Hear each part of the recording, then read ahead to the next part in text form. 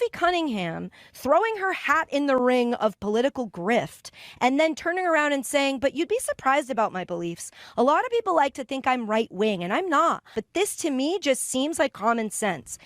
All you're telling us, Sophie, is that you don't really have critical thinking skills. You're taking the message that's being given to you by people that are highly invested in this dividing us. The fact that you have such a strong gay presence in this sport, WNBA, the sport you play, and you don't have a more nuanced understanding of the issue makes me go, wow, so you just don't listen. Wait a minute. Let me make sure I'm understanding this woke white woman correctly.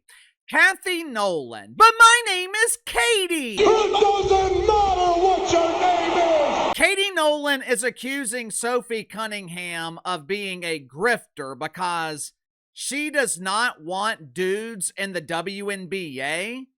Sophie Cunningham, who doesn't need to defend the rights of young women to generate attention. Sophie Cunningham, who as a role player has become the biggest star in the WNBA not named Caitlin Clark. You want to accuse Sophie Cunningham, who generates attention by simply existing, of being a grifter?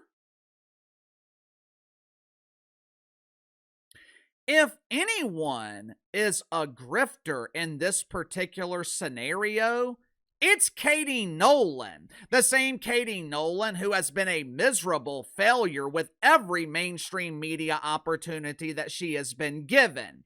Keyword, given. She had a show on Fox Sports called Garbage Time, which was an appropriate name for the show because it was complete garbage. Uncle Casey, that's not true. Katie Nolan won an Emmy Award.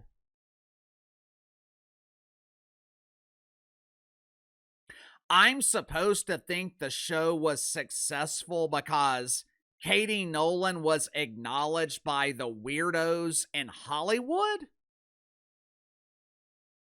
Fox didn't think it was successful because they canceled the garbage. She asked Fox Sports to be released early from her contract, which they were more than happy to do. It was either release Katie Nolan or continue paying her to not do a damn thing. She signs with ESPN at the height of their diversity era. This was when ESPN was focused on diversity instead of hiring people with actual talent. Once again, Katie Nolan is given her own show along with a contract worth $1 million a year. The show was titled Always Late with Me, I'm Katie.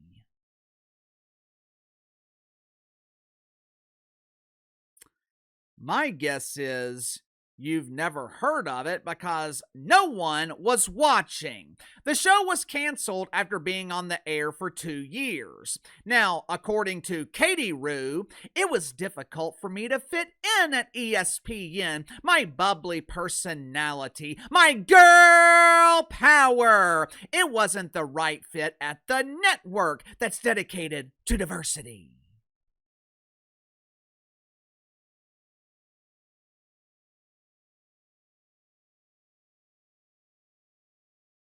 ESPN gladly allowed her contract to expire, and obviously, they did not offer Katie Nolan the chance to renew her contract. ESPN lost millions of dollars trying to make Katie Nolan a star. Now, if you're keeping track, Katie Nolan has been a miserable failure twice, but that's okay. Everyone deserves 3 strikes. Everyone deserves the opportunity to graduate from miserable failure up to huge embarrassing failure. Spring of 2022, Katie Nolan is given another opportunity in media. There's that word again, given. It seems to be prevalent when describing the media career of Katie Nolan.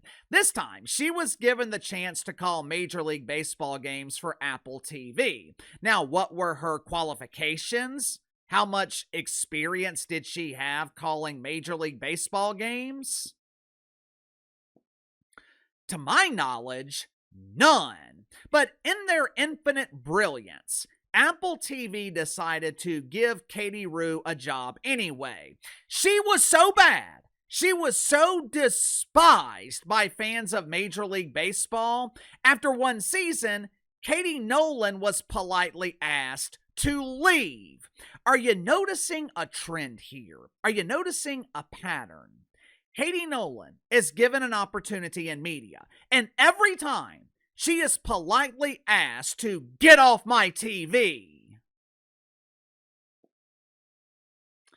While criticizing Sophie Cunningham for being normal, Katie Nolan did say something that I thought was interesting. You play in a league filled with members of the LGBT community. Why are you not supporting them?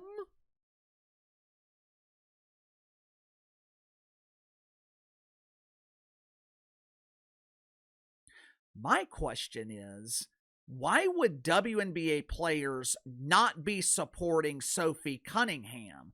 Why would WNBA players advocate for men in women's sports? They are literally advocating for their own demise. They are supporting a movement that would make them unemployed. And Katie Nolan wants to tell me that Sophie Cunningham is the problem?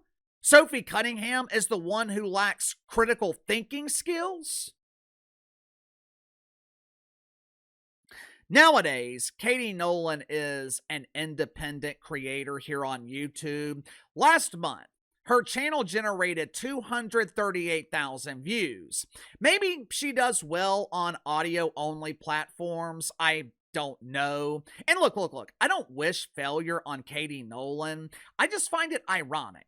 Katie Nolan is struggling to build an audience while accusing Sophie Cunningham of being a grifter. Meanwhile, Katie Nolan went viral for the first time in years by attaching her name to Sophie Cunningham. So, who is the real grifter? Look, in fairness to Katie Nolan, we are all in the same business. We are all in the business of getting views. I've told you guys countless times, you drive the topics on my channels. I talk about things that you're interested in because I want your viewership. So I'm not going to sit here and accuse Katie Nolan of being a grifter for essentially doing her job, but I do think Katie Nolan is a hypocrite. Sound off in the comments below. I'll see you guys later on the main channel.